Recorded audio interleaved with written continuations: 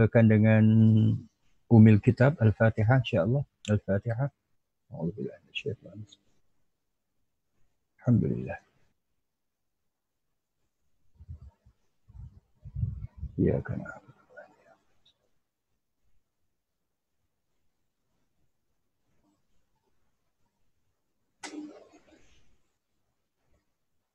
Terima kasih jamaah, teman-teman yang saya kasihi sekalian atas kesudian dan kelapangan waktu untuk kita bersama-sama dalam kuliah online kita ni yang diadakan oleh Masjid Kampung Siglap, yang mana 2 minggu secara berturut pula tu kita tidak dapat bersama-sama kerana ialah kelazimannya apabila kelas-kelas kita ini especially untuk kelas tafsir kita ni, bila mana ia bertembung dengan hari kebesaran Islam dan juga cuti umum, ia ditiadakan lah.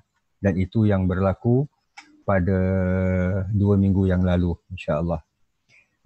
Saya akan share screen.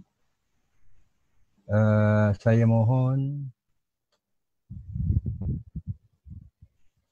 daripada host untuk mengizinkan saya share screen. Terima kasih Ustaz Zubair yang menjadi host pada hari ini.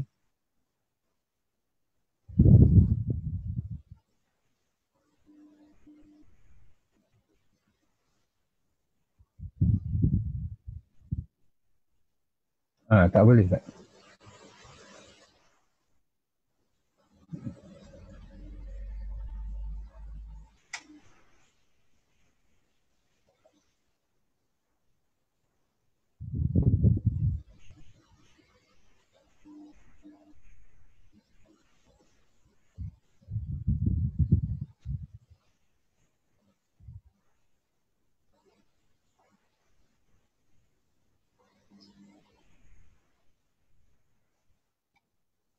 Oh, okey. Alhamdulillah. Syukran, Ustaz. Cik Zarida nampak? Nampak Ustaz. Tapi listing belum buka. Belum buka. Okey, saya sekali lagi.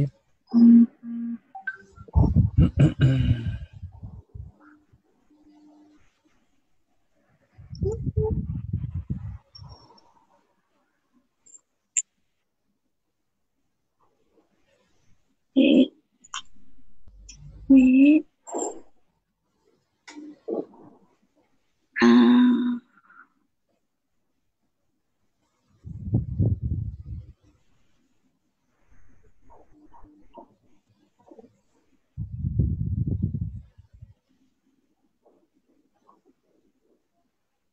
Ya, saya lagi cari file dia.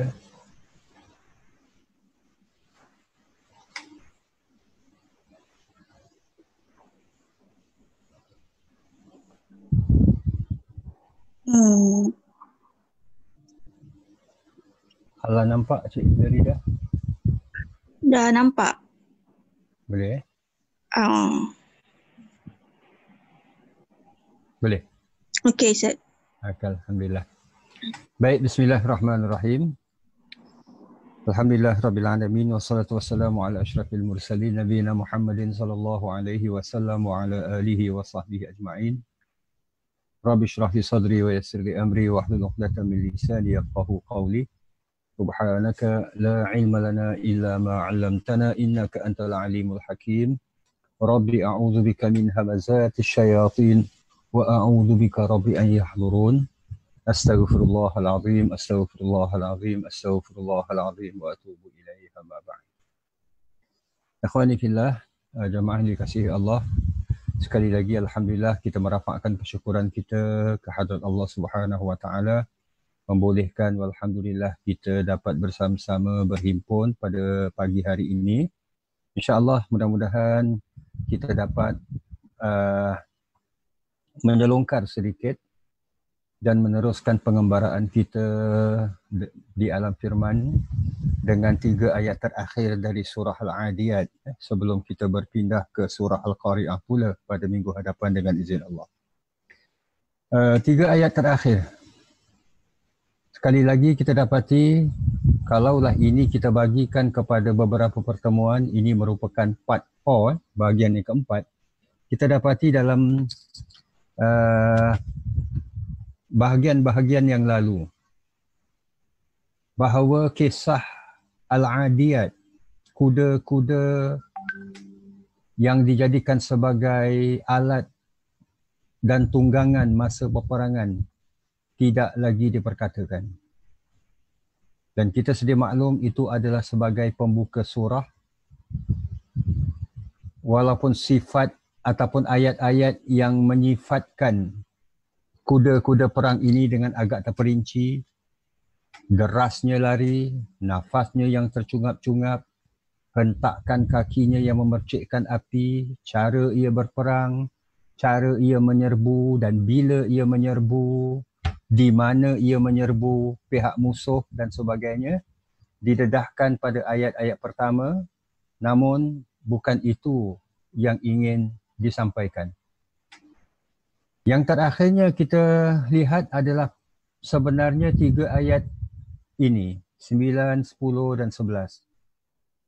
Secara umumnya ia mengandungi suatu peringatan daripada Allah Subhanahu Wa Taala. Itulah yang sebenarnya. Bukan nak ceritakan pasal kuda, bukan nak mengingatkan kuda. Kuda insya-Allah selalu ingat. Tapi manusia yang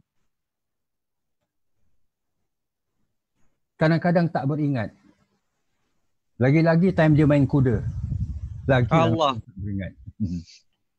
Jadi apa yang ingin kita perhatikan, 3 ayat terakhir, 2 daripadanya ayat 9 dan 10 adalah mengandungi pertanyaan daripada Allah Subhanahu Wa Taala, sekaligus menyentak orang-orang yang sebelum ini yang lebih memilih untuk hidup bersenang lenang di atas muka bumi ini dengan jalan yang salah, yang banyak diperkatakan dalam bahagian 2 dan 3 yang lalu. InsyaAllah kita sambung firmanullah Subhanahu Wa Taala ba'da a'udzu billahi samil alim minasyaitonir rajim. Afala ya'lamu idza bu'thira ma fil qubur. Patutkah ia? Ia ni siapa? Manusia lah. Bukan kuda. Kalau kuda, tak payah. Haji Syari pun tukar kuda. Subhanallah. Beliau dah tukar kuda. Allah. Jadi, pasti yang ya'lamu di sini, ia di sini adalah manusia. Tidakkah ia mengetahui bagaimana keadaan ketika dibongkar segala yang ada di dalam kubur? Di Makkah, sebab surah Al-Adiyat ini turunnya di Makkah kan, surah-surah Makkiyah. Okey. Ada berlakunya kubur dibongkar ke pada masa ini sehingga Allah menyebutkan idza bu'thira ma fil qubur? InsyaAllah akan kita lihat nanti. Wa hussila ma fis sudur, dan dikumpulkan serta didedahkan segala yang terpendam dalam dada. So ini ayat yang ke-10. Bukan setakat kubur dibongkar, apa yang tersimpan, tersemat, tersirat di balik apa yang zahir, di luar dada, apa yang ada dalam dada, dalam hati dan fikiran, semua yang dipendamkan ini turut didedahkan, turut dibongkar. Dan inilah mesej yang terakhir yang Allah peringatkan. Inna rabbahum bihim yawma idzil khabir. Sesungguhnya Tuhan mereka, Rabb mereka, Maha mengetahui mengetahui dengan mendalam tentang balasan yang diberikannya kepada mereka pada hari itu. Ini ayat penutup. Sekaligus ini yang kita maksudkan pertanyaan, peringatan yang Allah Subhanahu wa taala berikan. Isu afala ya'lamu, patutkah mereka bersikap demikian? Tidakkah mereka mengetahui yang tinggal di daerah dekat dengan saya ni, daerah Punggol ni, kalau ada jemuran kat luar, sila angkat jemuran, hujan dah turun. Ini Allah. Baik, kita sambung kubur dibongkar. Macam kita sebutkan tadi, actually apa yang berlaku sekarang ini kalau seseorang itu yang menunaikan ibadah haji, kecuali haji 2020 yang lepas. Kalau sebelumnya, sebelum pandemik ini, ibadah haji dilaksanakan, kalau ada seseorang jemaah itu meninggal dunia dalam masa pelaksanaan ibadah haji, mereka akan dikuburkan di tanah perkuburan Al-Ma'la yang dekat. Yang dekat. Tapi itu sementara. Habis musim haji, kubur-kubur ini akan dibongkar dan dipindahkan. Dipindahkan keluar kawasan Tanah Haram. Yang paling hampir, saya pun tak pasti apakah ianya dah dipenuh ataupun sebagainya, yang jalan selepas daripada Ja'ranah. Kita yang mengambil visa haji, umrah dan sebagainya tak boleh sampai ke situ.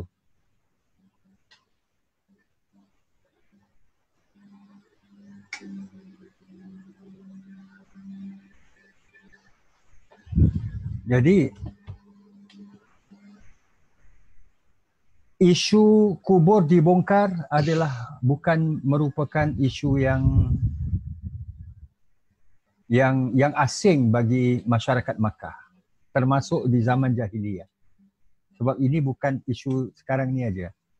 Sebagai contoh, apabila di tanah perkuburan Al-Ma'la ada jenazah dikebumikan, ini kalau kita balik kepada zaman jahiliyah maupun di zaman Nabi kita awal Islam, dikebumikan di dalam kawasan tanah perkuburan Al-Ma'la tu, mungkin di salah kawasan. Ini kawasan sebenarnya telah dihadkan untuk Bani Abbas. Yang ini pula sebelahnya Bani Hashim. Yang lagi sebelah mungkin untuk Bani Bakar. Lalu ada di antara jenazah yang dikebumikan yang daripada keturunan Bani Bakar ini dah ditanam di kawasan Bani Hashim ataupun Bani Abbas. Lalu diminta untuk dipindahkan. So kubur dibongkar. Tetap. Jadi bila mana Allah Subhanahu wa taala firmankan, afala ya'lamu idza bu'thira ma fil qubur, ia bukan sesuatu ataupun sesuatu kenyataan yang janggal daripada Al-Quran. Oh, ini ayat nampaknya lebih sesuai untuk suasana Singapura lepas pengkebumian 15 tahun nak kena bongkar. Tak. Ini daripada dulu lagi. Walaupun Makkah kawasannya luas, tak seperti tempat kita kan, isu tanah dan sebagainya yang amat terbatas. Dan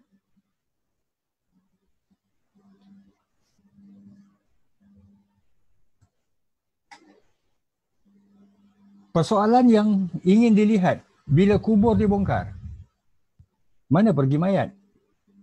Sebab kadang-kadang, lebih-lebih lagi kalau dalam suasana Makkah,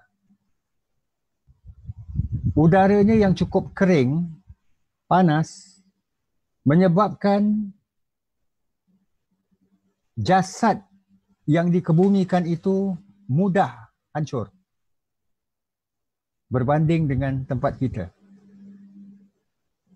Sebab itu antara sebab kenapa di tempat kita ini ini pernah kita perbahaskan, dibukitkan sedikit kubur-kubur kita berbanding dengan di kawasan di kawasan Makkah, di negara-negara Arab yang biasanya panas. Nampak kubur mereka ni datar begitu aja, tak berbukit, tak membusut sedikit berbanding tempat kita.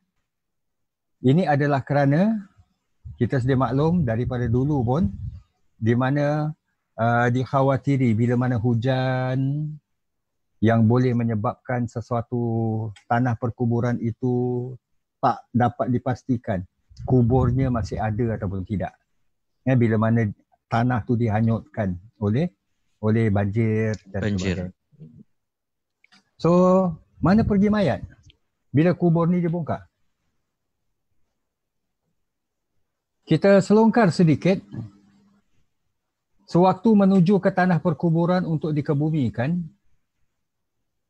dalam hadis riwayat Imam Bukhari, Nabi SAW pernah bersabda yang bermaksud, apabila jenazah telah dibawa oleh orang-orang di atas bahu mereka. Sebab itu ia menjadi sesuatu yang sunat dan dituntut untuk jenazah keranda tu diangkat dan diletakkan di atas bahu. Bukan, walaupun masing-masing yang tukang angkat jenazah tu mungkin tulang besi, urat dawai ke apa ke umpamanya kuat, boleh cara jinjing saja beberapa orang, tapi ikutkan sebagai penghormatan kepada jenazah adalah diangkat dan diletakkan atas bahu. Orang rendah macam mana pun yang angkat, geng katik-katik ke apa ke, bawah 5 kaki umpamanya, mereka tidak boleh menjunjung atas kepala, tetap dibawa melalui bahu. Sebab ada contohnya macam hadis ni lah, hadis sebutkan apabila jenazah dibawa oleh orang-orang atas bahu mereka, iaitu menuju kubur, seandainya pada masa hidupnya ia adalah orang yang soleh, ia akan mengatakan, segerakanlah aku, segerakanlah aku. So maknanya ketika itu yang ingin kita lihat dalam persoalan sekarang ni adalah ketika jenazah dibawa, mayat tersebut masih boleh berkata-kata. Boleh. Namun jika ia dahulu semasa hidupnya orang yang tak soleh, ia akan mengatakan, cilaka, hendak ke mana aku nak, apakah kamu nak bawa aku? Seluruh makhluk mendengar suara tersebut. Walaupun suara itu datangnya secara serentak daripada dua mayat yang dibawa, yang sedang menuju tanah perkuburan, tetap dapat didengari oleh semua makhluk kecuali manusia. Andai kata seorang mendengarnya, pasti ia akan pingsan kerana ketakutan. Yang kadang bukan suara mayat tu pun yang dia dengar, dia boleh pingsan. Apatah lagi kalau suara mayat dia dengar. Lagi tak tahu apa nak cakap. Ini hadis daripada riwayat Bukhari daripada Abu Hurairah radhiyallahu anhu.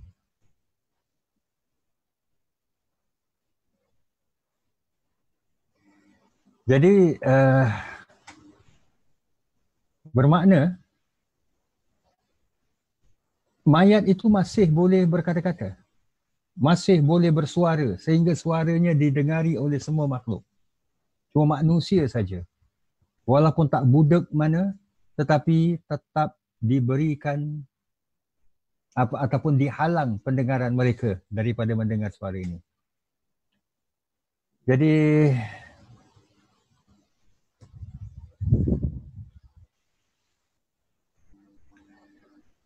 itu dalam menuju ke tanah perkuburan. Apa yang telah dikebumikan? Kita tak nak perkatakan tentang mayat itu reput secara bertahap-tahap. Mula-mula yang paling rosak sekali adalah perut, isi perutnya, kemudian bahagian-bahagian yang lain dan sebagainya. Yang ingin kita lihat di samping itu adalah sesungguhnya apabila mayat telah dikuburkan, maka dia mendengar derap kaki orang yang mengantarnya ketika pulang dari tempat pemakaman. Ya, tanah perkuburan. Orang pulang saja dia dengar derap kaki mereka beredar. Sebab itu Allahu a'lam, mungkin, dan ini sebenarnya perlu dielakkanlah. Ada setengah ahli keluarga yang mana bila berlakunya kematian setelah jenazah dihantar, maka ada yang tak nak balik sebab sedih dan mungkin fikirkan mayat ini akan dengar kita dihantar pulang. Takut-takut mayat ini nanti sedih mengatakan, kenapa kau cepat balik tinggalkan aku seorang-seorang.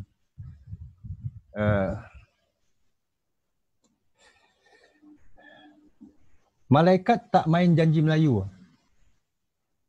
Malaikat kalau nak datang, dia datang. Dia ikut time.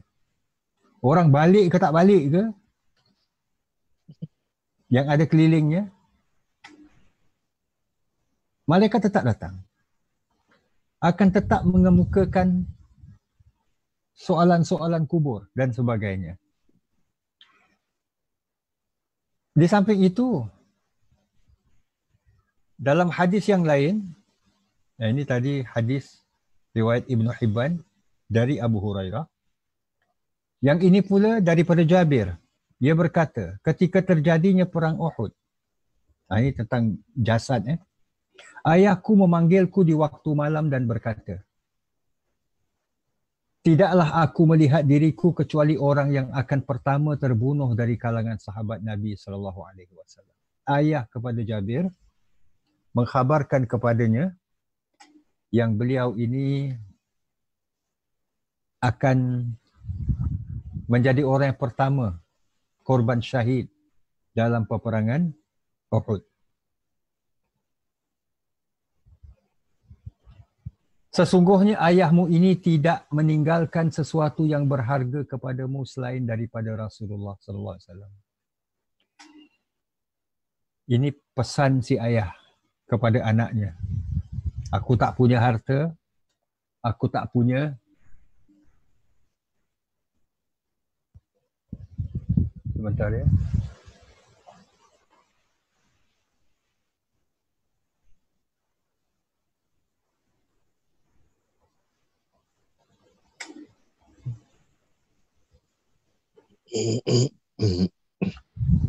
Maka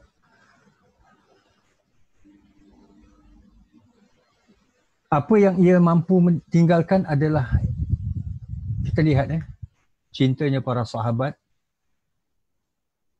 Ayahmu ini tidak meninggalkan sesuatu yang berharga kepadamu selain daripada Rasulullah SAW.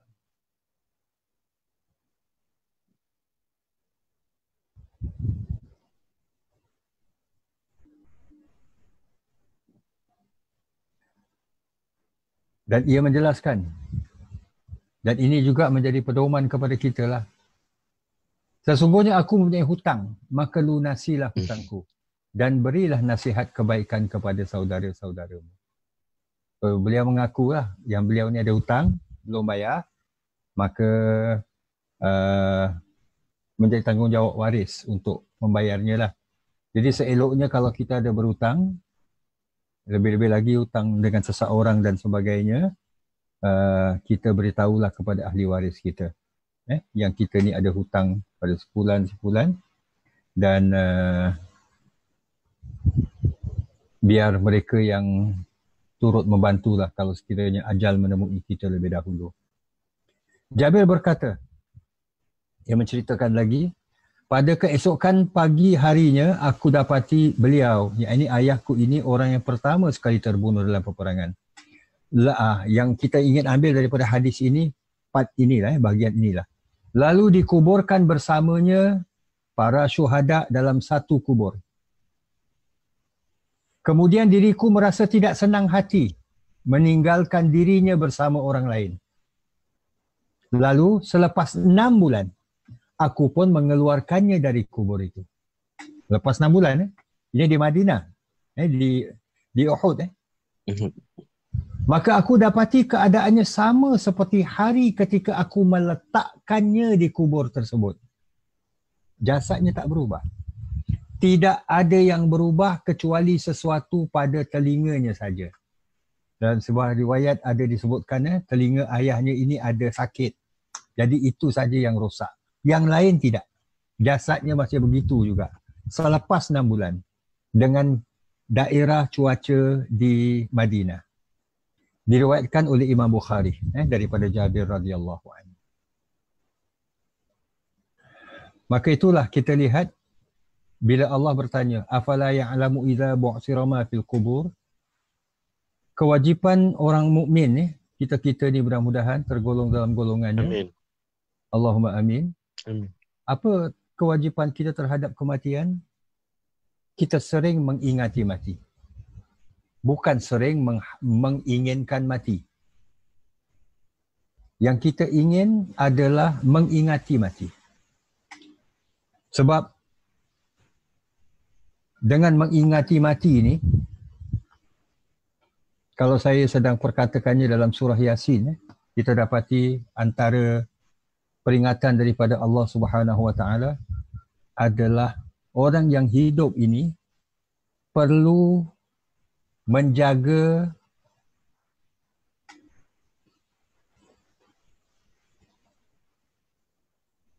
hatinya supaya jangan mati. Selama mana dia hidup. Kalau dia dah mati, dah tak ada cerita. Jadi bagaimana hatinya itu perlu dijaga supaya terus hidup, maknanya tidak mati, antaranya dengan mengingati mati. Yang kedua, sentiasa bertaubat dan beristighfar dari kesalahan dan dosa. Sentiasa beristiqamah dengan amal-amal soleh sebagai persediaan bekalan hidup selepas kematiannya. Sebab kematian bukan kesudahan bagi sesebuah kehidupan, sebagaimana yang kita maklum. Sebab selepas mati ni ada hidup yang lain lagi. Yang akan malah lebih panjang, lebih kekal abadi. Yang keempat, meyakini bahawa hidup dan mati adalah hak ketentuan Allah untuk diuji kebaikan amalannya. Ayyukum ahsanu amala. Ayat kedua surah Al-Mulk. Mana yang kita maklum. Kematian adalah sesuatu yang amat menyakitkan. Ini pernah kita share. Riwayat Imam Tirmizi daripada Ummul Mukminin Aisyah. Kata baginda, kata Aisyah, aku tidak merasa iri hati kepada siapa pun atas mudahnya ia menghadapi kematiannya. Sesudah aku melihat kepedihan kewafatan Rasulullah sallallahu alaihi wasallam. Bukan setakat kita yang pedih, yang sedih melihat orang yang meninggal dunia, malah orang yang meninggal dunia itu sendiri merasakan kepedihan dan keperitannya. Mati itu sakit. Sebab itulah kita selalu berdoa supaya kita minta supaya Allah permudahkan, hawwin alaina, berikan keringanan, kemudahan kepada kita untuk kita menghadapi sakaratil maut ini. Allahumma hawwin alaina fi sakaratil maut. Ayat ke-10 juga pertanyaan, wa husila ma fis sudur, dengan adanya huruf waw ni, dan bermakna ia mengikuti ayat yang sebelumnya, ayat 9. Apabila bermula dengan ayat 9 itu dengan pertanyaan afala. So ini adalah ataf, kata Syekh kita. Dia dengar. Dengar. Entah tak mute? Okey. Alamak. Okey. Menjengah sababun nuzul ayat 118 hingga 120 surah Ali Imran. Apa ayatnya? Firman Allah Subhanahu wa taala sebelum kita menjengah sababun nuzulnya. Ayat 118 hingga 120 surah Ali Imran, Allah berfirman, Ya ayyuhalladzina amanu, wahai orang-orang yang beriman, la tattakhidhu bitanatan min dunikum. Janganlah kamu mengambil orang-orang yang bukan dari kalangan kamu menjadi orang dalam. Yang maksudnya tu bitanatan tu, orang dalam ni. Bitana daripada perkataan batan, perut. Maknanya tu sesuatu yang tersimpan. Yang orang dalam ni, iaitu orang yang dipercayai la ya'lunakum khabalan waddu ma anittum. Mereka tidak akan berhenti-henti berusaha mendatangkan bencana kepada kamu. Waddu ma anittum, mereka sukakan apa yang menyusahkan kamu. Qad badatil baghdha'u min afwahihim, telah pun nyata tanda kebencian mereka pada pertuturan mulutnya. Wa ma tukhfi suduruhum akbar. Ini dia yang ingin kita lihat. Dan apa yang disembunyikan oleh hati mereka lebih besar lagi. Qad bayyana lakumul ayat. Sesungguhnya telah kami jelaskan kepada kamu keterangan-keterangan itu. In kuntum ta'qilun. Jika kamu mahu memahaminya. Ini adalah ayat 118. Antum ulai. Awaslah. Kamu ini adalah orang-orang yang melanggar larangan. Tuhibbunahum wa la yuhibbunakum. Kamu sahaja yang suka dan percayakan mereka, sedang mereka tidak suka kepada kamu. Wa tu'minuna bil kitabi kullih. Kamu juga beriman dengan segala kitab Allah yang datang, sedang mereka tidak beriman kepada Al-Quran. Kamu beriman dengan kitab Taurat, Zabur, Injil. Mereka, kitab-kitab itu mereka beriman. Tapi bila Al-Quran, mereka tolak. Mereka tidak beriman. Wa idza laqukum qalu amanna. Dan apabila mereka bertemu dengan kamu, mereka berkata dengan mengaku, kami beriman. Wa idza khalau. Tetapi apabila mereka berkumpul sesama sendiri, addu alaikumul anamila minal ghayr. Mereka menggigit hujung jari kerana geram marah kepada kamu. Addu alaikumul anamil minal ghayr. Menggigit hujung jari ada dua. Dua sebab. Ini merupakan kata orang tu apa macam kebiasaan resam orang-orang Arab. Orang-orang Arab. Ada kaum daripada bangsa Arab ini yang mana kalau marah mereka gigit ujung jari mereka. Ujung jari ni mereka gigit. Bukan jari orang, jari dia sendiri. Saya marah Kak Haji Sari umpamanya, saya gigit jari saya. Saya takkan gigit jari Haji Sari. Sebelum sempat saya gigit, saya kena tabak. Ada pula, umpamanya macam guru-guru saya daripada Hadramaut, waktu di Madrasah Al-Junaid dulu, mereka kalau geram mereka di bahagian bawah tapak, mereka gigit. Bahagian ujung yang kalau belajar karate ke apa kita gunakan ni kan. So kat situ yang mereka gigit. Mereka punya untuk menahan marah. So Allah sampai datangkan kiasan amalan mereka ini yang addu alaikumul anamila minal ghaiz. geram kerana marah mereka tu. Dengan mereka, iaitu dengan cara mereka menggigit hujung jari mereka ini. Qul, katakan wahai Muhammad, mutu bi ghaizikum. Matilah kamu dengan kemarahan kamu tu. Ini bahasa Al-Quran. Kalau agak kena bahasa kita, apa kita cakap? Pergi mampus lah kau. Macam itulah. Itu kalau kita lah. Tapi Al-Quran tak akanlah menggunakan bahasa yang jelek semacam tu kan. Innallaha alimun bidhatis sudur. Ini ayat 119. InsyaAllah akan kita lihat sababun nuzulnya nanti. Sesungguhnya Allah sentiasa mengetahui segala isi hati yang ada di dalam dada.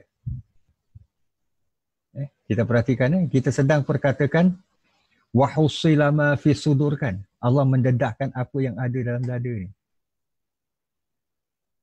In tamsaskum hasanatun tasuhum. Kalau kamu beroleh kebaikan, kemakmuran dan kemenangan, tasuhum, menyakitkan hati mereka. Wa in tusibkum sayyi'atun yafrahu biha. Dan jika kamu ditimpa bencana pula, mereka bergembira dengannya. Wa in tasbiru.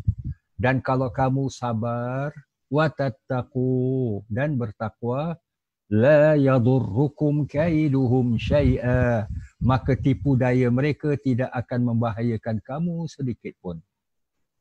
Innallaha bima ya'maluna muhit. Sesungguhnya Allah meliputi pengetahuannya akan apa yang mereka lakukan.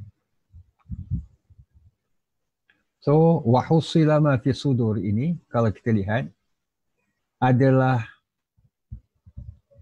sababun nuzul, antaranya dalam salah satu di antara beberapa riwayat Ibnu Abbas, 3 ayat ini, ayat 118, 119 dan 120 daripada surah Ali Imran, ia turun berhubung dengan para sahabat yang oleh kerana mereka ini memang dah rapat sangat dengan orang-orang Yahudi Madinah.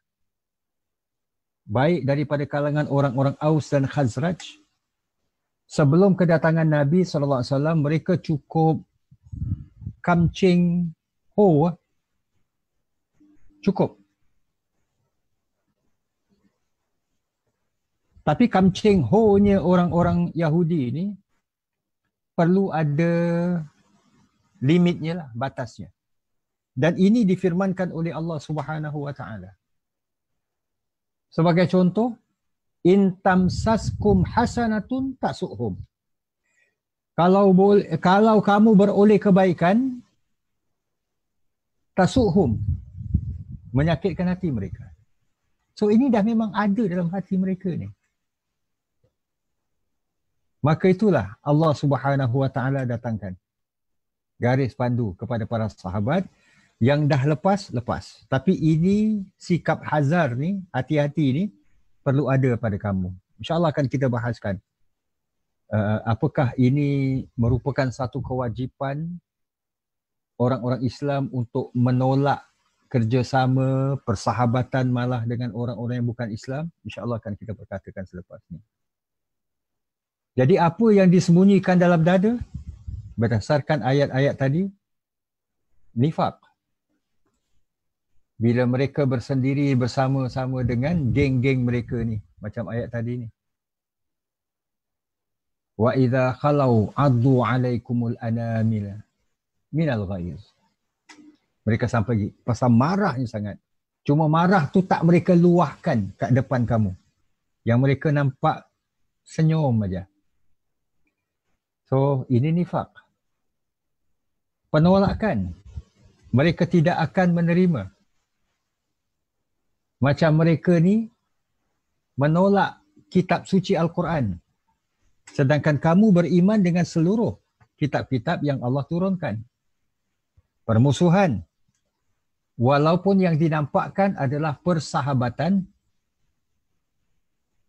kekamcingan, kamcing tadi tu, persahabatan yang begitu erat, tapi dasarnya adalah permusuhan. dan kebencian.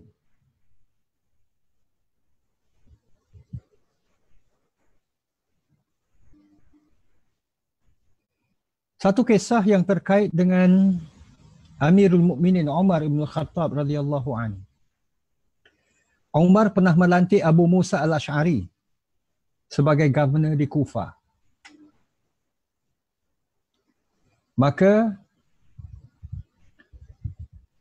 dalam satu masa tu Saidina Umar mengundang Abu Musa al-Ash'ari untuk ke Madinah, bertemu dengannya dan menyampaikan laporan secara lisan kepada beliau. Abu Musa al-Ash'ari datang menghadap Umar. Maka Umar meminta laporan itu.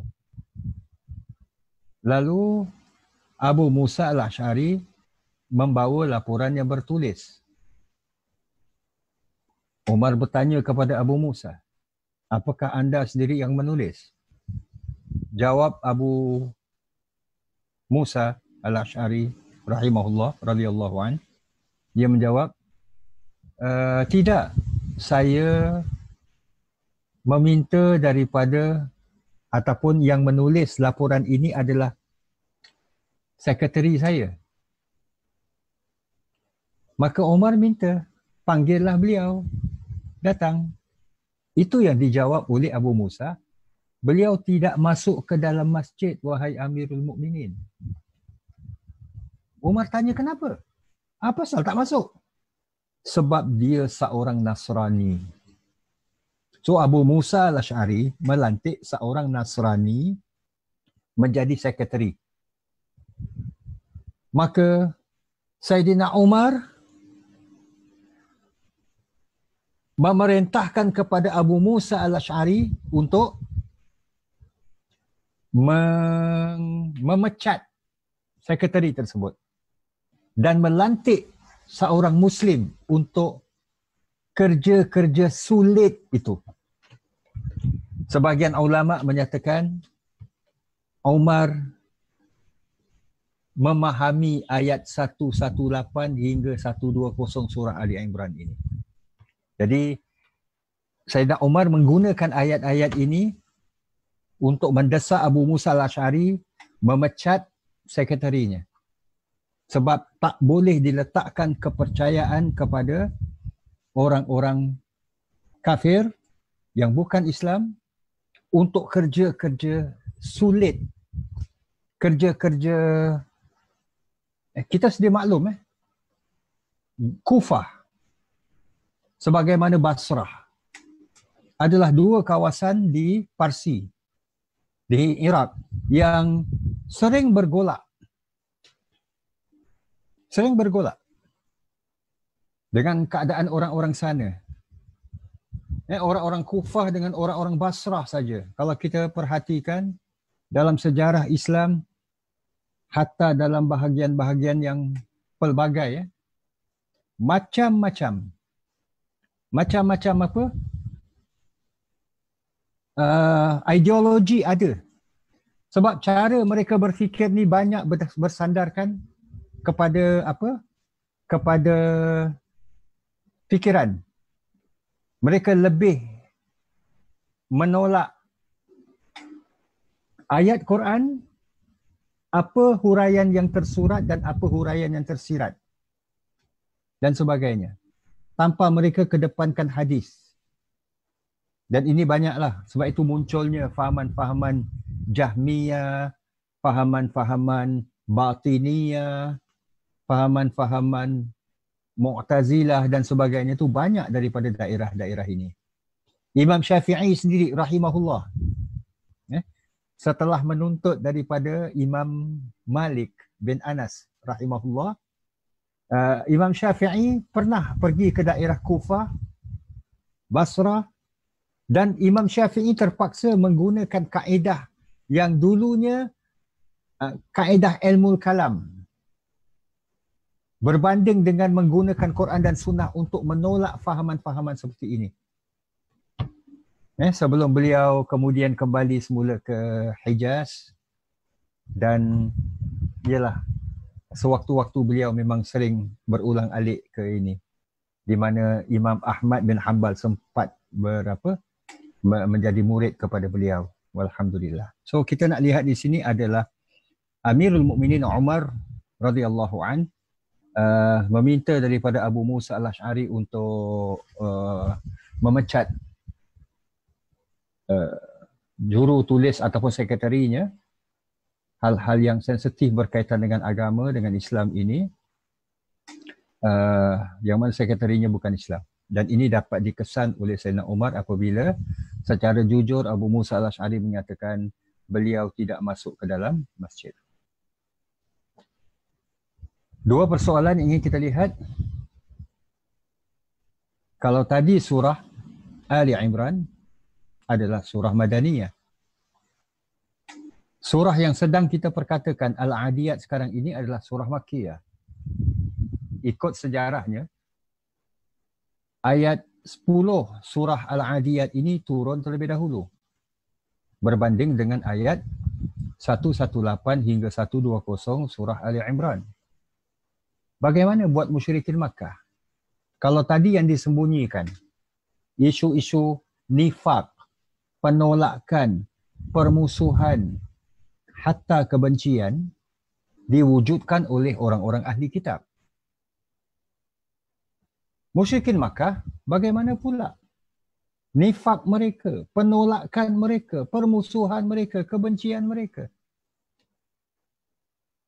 Jamaah, teman-teman yang saya hormati sekalian, kita maklum bahawa musyrikin Makkah dah lebih awal melakukannya. Lebih awal.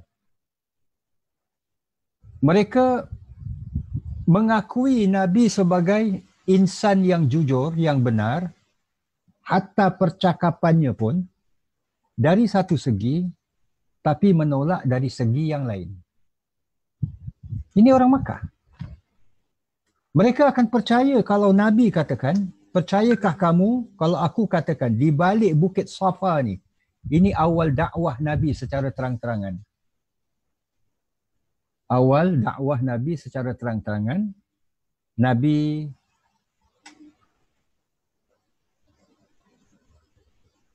berdiri di atas Bukit Safa, Nabi mengatakan kepada mereka, bertanya dulu, apakah kamu percaya kalau aku katakan ada pasukan tentera musuh di balik Bukit Safa ini yang akan datang menyerang kamu?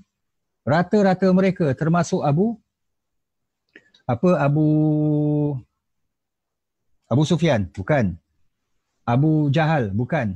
Abu Lahab. Ia menyatakan, kami percaya sebab kami mendapati engkau, wahai Muhammad, tidak pernah sekalipun berbohong. So mereka accept, terima. Tapi bila mana Nabi katakan, percayalah aku ini adalah seorang rasul yang diutuskan oleh Allah, Tuhan yang empunya azab yang teramat pedih, itu mereka tolak. So terima Nabi satu segi, menolak Nabi daripada segi yang lain. Banyak benda yang mereka simpan. InsyaAllah jika Allah izinkan kepada kita, mudah-mudahan sama ada secara live ataupun secara Zoom live dan sebagainya, kita akan mudah-mudahan sampai ke surah Al-Humazah nanti.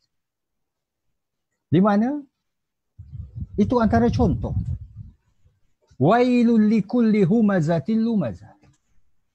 Mereka berbisik-bisik, mereka berbincang-bincang, mereka mengumpat-ngumpat dan sebagainya.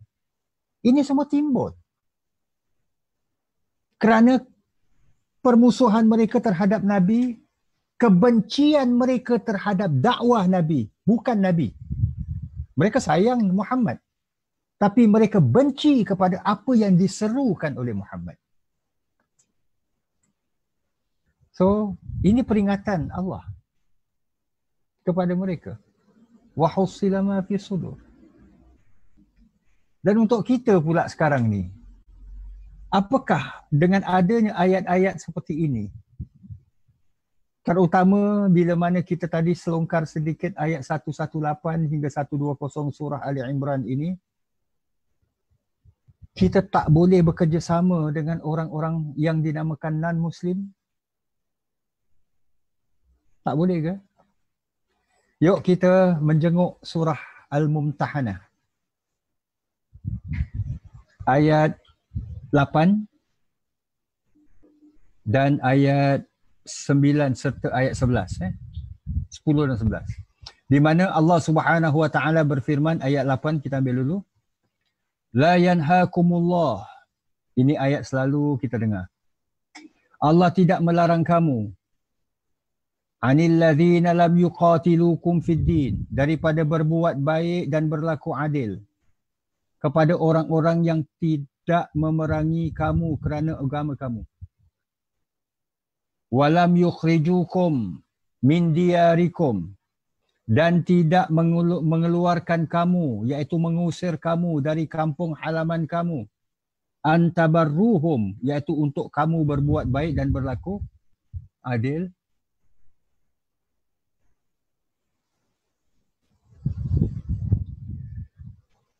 Watuqsitu ilaihim, dan berlaku adil kepada mereka. Innallaha yuhibbul muqsitin. Sesungguhnya Allah mengasihi orang-orang yang berlaku adil. Innama yanhaakumullah. Sesungguhnya Allah hanya melarang kamu anil ladzina qatalukum fid din, daripada menjadi teman rapat orang-orang yang memerangi kamu kerana agama kamu. Iaitu kerana kamu ini Islam dan mereka memerangi kamu. Maknanya memerangi kamu atas dasar agama. Dan kita perhatikan sebagaimana yang dihuraikan oleh para ulama tafsir. Ayat 9 ni kita dapati innama, di situ ada pengkhususan. Itu yang diterjemahkan Allah hanyalah melarang kamu. Jadi larangan itu hanya dalam anil ladzina qatalukum. Perkataan qatalukum. Qatalukum bermakna fi'il madhi. Fi'il madhi maknanya benda dah berlaku. Iaitu melarang kamu daripada menjadi teman rapat orang-orang yang memerangi kamu ataupun yang telah memerangi kamu. Maknanya telah berlakunya ialah permusuhan ini. Kalau tadi berdasarkan ayat 8 tu, dah berlakunya memerangi kamu, dah berlakunya pengusiran ke atas kamu. Wa akhrajukum min diyarikum. Mengeluarkan kamu daripada kampung halaman kamu. Akhrajukum pun fi'il madhi juga. Telah mengeluarkan kamu, mengusir kamu.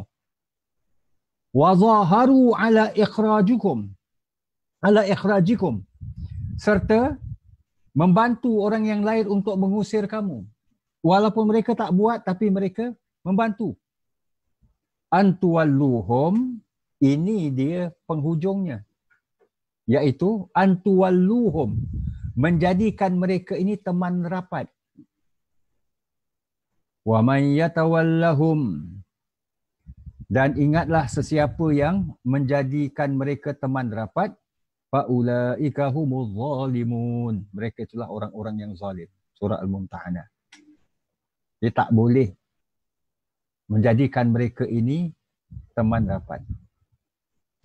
Saya rasa kalau dalam riwayat kisah Umar bin Khattab, di samping ayat daripada ayat 118 hingga 120 surah Ali Imran, selain ayat tu, Umar juga berhujah dengan ayat-ayat seperti ini. Al-Mumtahanah ayat 9. 8 dan 9 ini. Inna rabbahum bihim yawma idzil la khabir. So, inilah kesimpulannya. Kalau kita perhatikan kepada persoalan yang ditimbulkan ni tadi, untuk kita pula sekarang ini bermakna bukan tak boleh, tetapi tak boleh akhirnya kita di sini maknanya menjadikan mereka ini sebagai wali.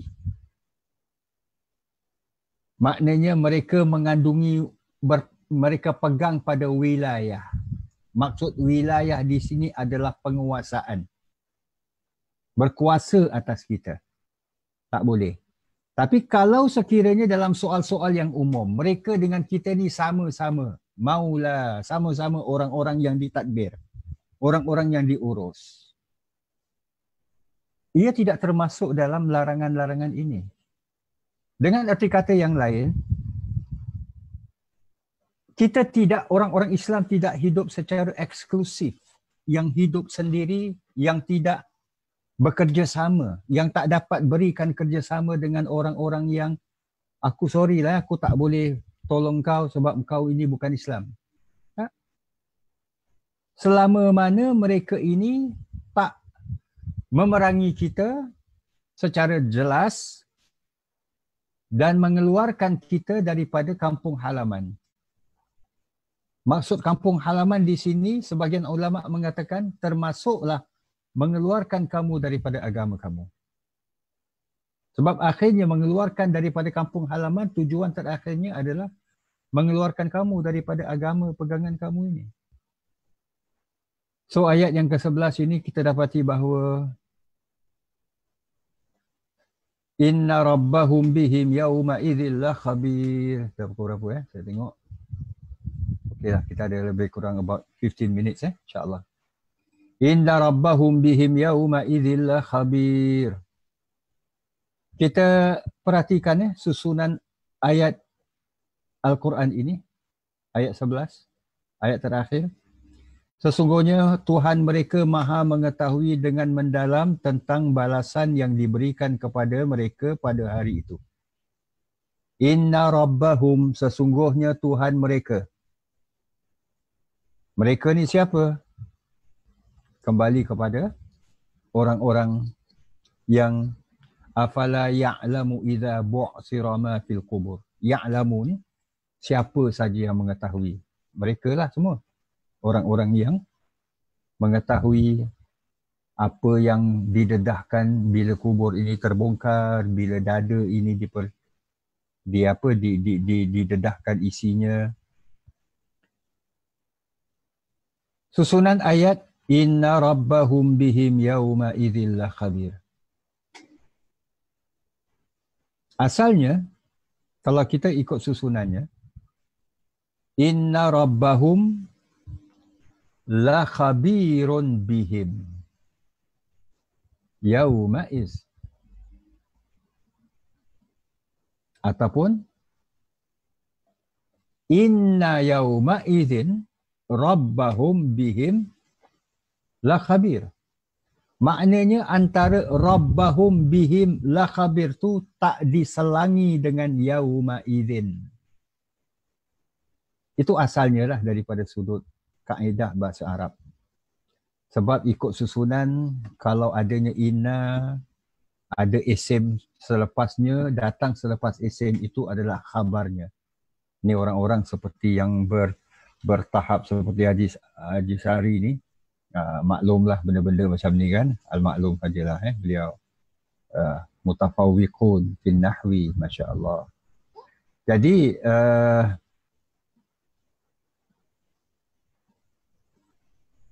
taqdim wa ta'khir sesuatu kalimat. Taqdim wa ta'khir sesuatu kalimat tu bukan sekadar ianya untuk menyedapkan cakap, mengenakkan bacaan bila dibaca, tapi dia juga terkandung di baliknya adalah maksudnya. Inna rabbahum bihim. Patutnya macam kita sebutkan tadi, inna rabbahum la khabirun bihim. Jadi bihim tu tak didatangkan lebih awal. Dia datang selepas la khabirun. Tapi Allah nak menekankan betapa Tuhan mereka ini terhadap mereka. Maknanya hubungan yang begitu erat antara Tuhan mereka dengan mereka. Yang Tuhan ini adalah sifatnya khabir. Maha mendalam. Perkataan khabir, khibrah. Terkadang diterjemahkan perkataan khabir ni orang yang kalau orang yang experience, orang yang amat mendalam, yang cukup berpengalaman. Cukup berpengalaman. Kalau nak tahu pasal kereta, tanya Haji Roslan. Umpamanya. Nak tahu macam mana nak pecut, tanya Haji Sari. Nak tahu tentang sound system, dapatkan daripada Haji Ahmad. Umpamanya lah. So, ini khabir. Seseorang yang amat mendalam pengetahuan dan pengalamannya. Ini khabir. Jadi Allah menyifatkan, dan khabir itu pun salah satu di antara Asma'ullahil Husna kan. Yang mana Allah ni cukup mendalam, cukup tahu. Sebab benda ni benda yang tersimpan dalam dada. Benda yang tersimpan dalam dada, tak ada satu orang pun tahu. Dan inilah tindakan Rabb terhadap manusia macam kita katakan. Sebelah menyebelahnya perkataan Rabbahum bihim. Yang sepatutnya bihim tu datang selepas la khabir. Jadi hubungan antara Rabb dengan sikap manusia. Tindakan Rabb terhadap manusia akibat dari sikap manusia terhadap Rabbnya. Maksudnya, jika manusia buat macam ni, Rabb akan buat macam ni. Contohlah, contoh saja. Bukan kita nak menyamakan Allah ni dengan kita. Subhanallah, Maha Suci Allah. Dia laisa kamislihi syai' kan? Tidak ada menyerupai walau dengan sesuatu jua pun. Allah ibaratlah contoh. Kita bila mana tolong orang. Aku nak tengok, kalau aku tolong dia, dia ada terima kasih pada aku tak? Kalau aku bagi dia ni, nanti lain kali dia bagi aku tak? Kalau aku belanja dia kali ni, belanja durian ke apa ke, dia nanti akan bawa 3 bakul durian pada aku tak? Contoh je. So, ibarat macam ni lah. Tapi mungkin kalau kita dengan sahabat kita, aku belanja dia durian ni, aku harapkan 3 bakul, kita cuma sekali je. Dan kita belanja dia pun cuma setakat sebiji. Jangan sebiji, seulas. Tapi kita harapkan balik 3 bakul. Macam ni nak kena rejam dengan kulit durian. So, itu kita dengan kita. Kita terhadap sesama kita. Rabb kita beri kita sesuatu yang kita minta, malah berikan apa yang tak pernah kita minta. Dan pemberiannya tak putus-putus. Yang seharusnya kita syukurilah. Tapi bila mana tak bersyukur, Allah kasih 10. 10 itu Allah kasih tiap-tiap hari. Contoh saja. 10 Allah kasih tiap-tiap hari pula tu. At least kalau dalam 10 tu, 1 saja kamu bersyukur.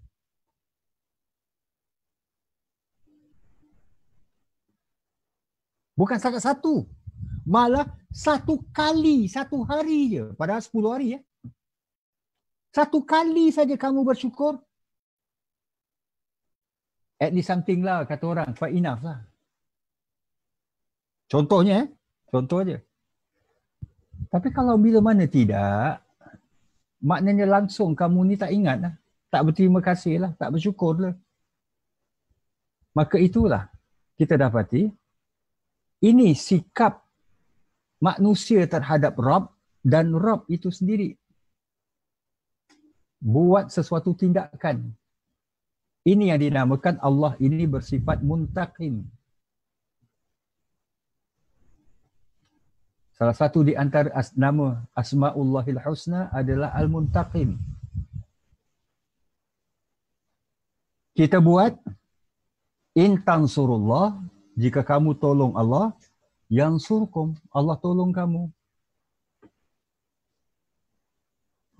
Nasullah, mereka lupakan Allah, fanasiyahum, Allah pun lupakan mereka. Kan? Allah bertindak balas. Jadi terakam dalam kisah Firaun. Ini contoh tadi. Contoh 10 yang Allah beri tiap-tiap hari. Allah berikan, at least satu hari pun kalau dia nak bersyukur, satu saja pun dah cukup baiklah. Falamma asafuna, ayat 55 surah Az-Zukhruf. Setelah mereka menyebabkan kemurkaan kami. Ini translationnya. Falamma, setelah mereka asafuna, menyebabkan kemurkaan kami dengan perbuatan derhaka mereka. Asafuna, kalau nak diterjemahkan direct translationnya, asafuna, maknanya macam kalau kita dah buat sesuatu lah, tiba-tiba kita katakan asif. Asif ni maknanya kita dah mengecewakan. Asafuna, mereka mengecewakan kami. Maknanya Allah ibarat menggunakan bahasa Allah kecewa dengan Firaun ni lah. Jadi falamma asafuna intaqamna minhum, kami menuntut balas dengan menyiksa mereka. Fa'awraqnahum ajma'in, iaitu dengan menenggelamkan mereka semuanya di laut hingga binasa. Ini daripada kisah Firaun. Yang besar punya Malaun. Yang Allah berikan macam-macam nikmat kepadanya. Apa nikmat yang tak ada? Sebutlah. Firaun ada. Itulah akhirnya, semoga kita sentiasa menghargai segala nikmat Allah Subhanahu wa ta'ala. Allahumma amin. Jadi ini peringatan daripada Allah Subhanahu wa ta'ala. Sekali lagi, bukan dia adalah untuk kita ni menghayati surah Al-Adiyat secara keseluruhan sebagai surah yang walaupun dalam first picture yang kita gunakan dalam slide gambar kuda, bukanlah ingin menjadikan kita ini seorang penunggang kuda, peminat kuda ataupun peminat lumba kuda, tapi sebaliknya adalah untuk kita ini akhirnya menyediakan sebelum itu berlaku. Sebelum kubur dibongkar, sebelum apa yang tersimpan dalam dada kita termasuk niat-niat yang baik maupun yang tak baik dibongkar oleh Allah Subhanahu wa ta'ala. So hidup itu hanya sekali, dan buatlah pilihan sebelum kita menemui yang pasti akan menemui kita, apa yang dinamakan mati. InsyaAllah. So, saya berhenti di sini dan dengan ini, walhamdulillah, ia merupakan slide yang terakhir yang terkait dengan surah Surah Al-Adiyat ini. InsyaAllah pada minggu hadapan kita akan berpindah ke surah yang lain pula, surah Al-Qari'ah pula, insyaAllah. So, saya sekarang ini persilakanlah kepada teman-teman, para jamaah, kalau ada yang ingin bertanya dan sebagainya, kita persilakan insyaAllah. Ustaz. Ya, Tuan Haji Ruslan. Correction. Your last slide, I think hidup bukan sekali, hidup 2 kali. Hidup 2 kali kan? Ya. Yeah. Hidup hanya sekali itu maksud kita tu hidup kat dunia lah. Buat pilihan sebelum mati. Kan? Gambarnya pun gambar kubur apa. True. Lah. Okay. Yes, you see. Okay, Ustaz. Saya soalan. Surah Al-Adiyat ni diturunkan di Madinah kan? Okay. So, di Mekah, Makkah. Tapi kuda dia bermula dengan kuda. Okey. Tapi perang berlaku masa Nabi di Madinah. Perang apa? Oh ya, okey. Badar. Macam kita dah maklum dan telah diperkongsikan, surah namanya, walaupun namanya Al-Adiyat, walaupun permulaannya berkenaan dengan kuda perang, tapi suasananya adalah ia adalah merupakan pembukaan surah untuk menarik perhatian. Metod Al-Quran untuk menarik perhatian orang. Yang mana akhirnya bila mereka dah terperasan, mereka telah buat pada awalnya tak tahu, jadi tertarik, jadi terpikat untuk mendengar. Itulah message yang akhirnya nak disampaikan. Ayat-ayat yang seterusnya. Jadi Al-Adiyat yang terkait dengan kuda-kuda perang ini macam qasam yang lain. Allah bersumpah. Wasyamsi waduhaha dan sebagainya. Ia sebagai salah satu metod cara Al-Quran untuk menarik perhatian orang-orang seperti ini. Oh, okey. Terima kasih Ustaz. Lagi satu Ustaz, apa definisi nifak? Nifak menzahirkan alamatun nifak ni salah kan? Tanda munafik ataupun nifak ni 3. Kalau dia berkata dia berbohong, kalau dia berjanji dia tidak tepati. Dan satu riwayat yang lain mengatakan kalau dia kalau dia bermusuhan, khianat. Dia khianat dan sebagainya lah. Ya, diberi amanah dia khianat dan sebagainya. Itulah insya-Allah. Dia tak sama dengan munafik. Munafik orangnya, nifak penyakitnya. Oh. Okey. Tapi nifak ada nifak besar, ada nifak kecil lah. Nifak besar, ya betul. Okay. Kalau di zaman Nabi tu, nifak besar tak lain adalah nifak akidah lah. Okey. Nifak besar ni orang yang memilikinya tak dapat kembali lagi lah untuk menerima hidayah. Yang nifak kecil ni ada peluang lah, insya-Allah. Syukran Tuan Haji Ruslan di atas keperhatian dan pertanyaan ni. Ada yang lain insya-Allah?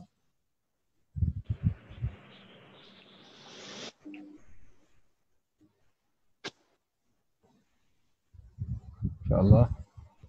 Pak Jamat, ada soalan ke? Ni siapa bergerak-gerak ni? Haji Sari ke? Ustaz tak. Cuma nak bilang Ustaz lah, janganlah lambung-lambung saya tinggi-tinggi. Saya biasa-biasa je. Jangan puji-puja mengharap lah apa.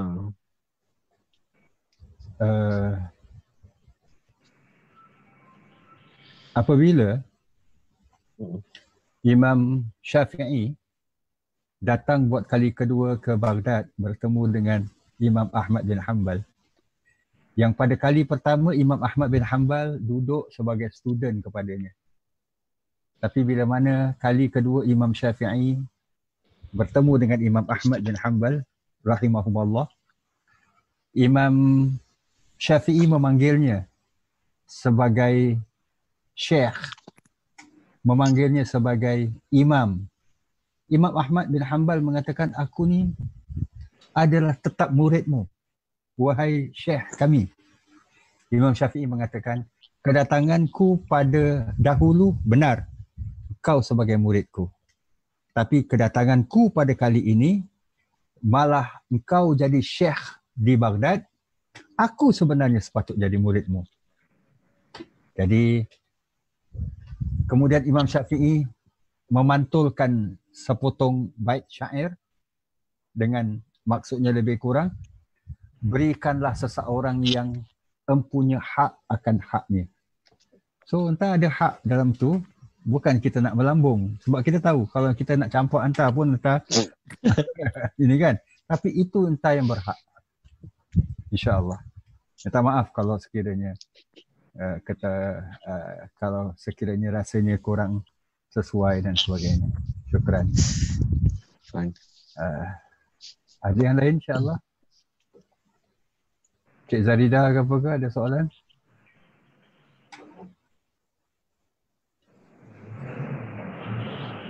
Okey, nanti saya seperti mana biasa, saya akan share nota ini melalui sis sis ataupun ustazah ataupun Cik Zarida kita, insya-Allah. Zarida. Itu semua lagi tersasul-sasul mah. Sis lah ustazah mau keluar, alhamdulillah pun berhak, insya-Allah. Berhak. Kita akan sharekan, insya-Allah. Baiklah, kalau tak ada soalan yang lain, kita terima kasih kepada sekalian yang bersama-sama. Mohon maaf tadi kalau mungkin ada yang tadinya kadang-kadang saya terperasan tu agak terlewat Maaf Ustaz. Maaf Ustaz. Saya nak tanya satu perkara, iaitu perkataan al-masir dengan nusyur, apakah perbezaannya? Ketika kita baca maksurat, kan ada perbezaan. Kalau siang kita baca al-masir, ada pagi an-nusyur, apa bezanya tu? Oh, itu disesuaikan. Wa ilaihin nusyur. An-nusyur ni kebangkitan kan? Lebih sesuai untuk asbahna wa asbahal mulk. Waktu pagilah kita bangkit untuk kita bekerja, untuk kita meneruskan kehidupan kita. Dan untuk wa amsayna wa amsal mulk, untuk petang pula dia lebih sesuai masir tempat kembali. Jadi disesuaikan. Nabi sendiri pun menyesuaikan dalam doa-doa baginda. Maknanya tempat kembali tu di mana tu? Tempat kembali di waktu malam tu, keadaan perbezaan masa ke apa? Dia digunakan biasanya dalam kehidupan hari-harian kita. Pagi kita keluar, petang kita balik. Atau orang Melayu pun cakap gitu kan. Jadi kita balik lah. Jadi bacaan tu disesuaikan dengan pulangnya kita. Okey. Baik, jelas. Terima kasih Ustaz. Sama, insya-Allah. Baik. Okeylah, saya ucapkan sekali lagi ribuan terima kasih kepada semua di atas kehadiran bersama ni. Mohon maaf apa-apa kekurangan. InsyaAllah nanti melalui sis Cik Zaridah kita akan kita sharekanlah, insya-Allah. Dan kita doakanlah bagi teman-teman kita yang tak dapat bersama kerana pelbagai sebab, antaranya adalah sebab-sebab kesihatan dan sebagainya. Kita doakanlah agar mereka mahupun kita senantiasa berada dalam pemeliharaan Allah Subhanahu Wa Taala. Amin. Terima kasih. Kita akhiri insya-Allah dengan tasbih kafarah dan surah Wal-Asr insya-Allah. Bismillahirrahmanirrahim. Subhanakallahumma wa bihamdika asyhadu an la ilaha illa anta astaghfiruka wa atubu ilaik. Bismillahirrahmanirrahim. Wal 'asri innal insana lafi khusrin illa alladziina amanu wa 'amilus shalihati wa tawassaw bil haqqi wa tawassaw bis sabr. Sadaqallahul 'azim. Aqulu qawli hadha wa astaghfirullahal 'azim li wa lakum wa lisa'iril muslimin. Wassalamualaikum warahmatullahi wabarakatuh. Waalaikumsalam warahmatullahi wabarakatuh. Terima kasih Ustaz. Sama insya-Allah. Terima kasih Ustaz. See you, Ustaz.